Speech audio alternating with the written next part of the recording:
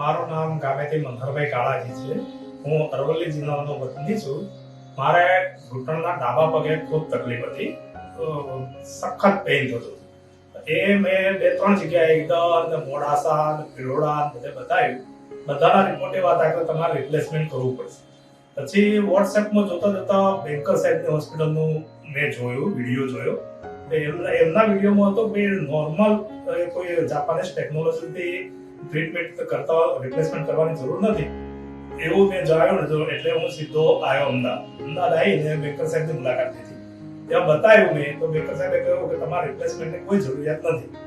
આ એક ટ્રીટમેન્ટ કરવાની હોય છે, એનાથી તમારે 2-4 કલાકમાં રજા બી મળી જશે અને વધારે ખર્ચો બી નથી. મેં તરત જ એના એ જ દિવસે ઓન ધી સ્પોટ ડિસિઝન લઈ એ જ દિવસે મેં આ ટ્રીટમેન્ટ ઓપરેશન કરાવ્યું. તો અત્યારે એકદમ રાહત થઈ ગઈ છે, મને કઈ થયું જ ના જણાય.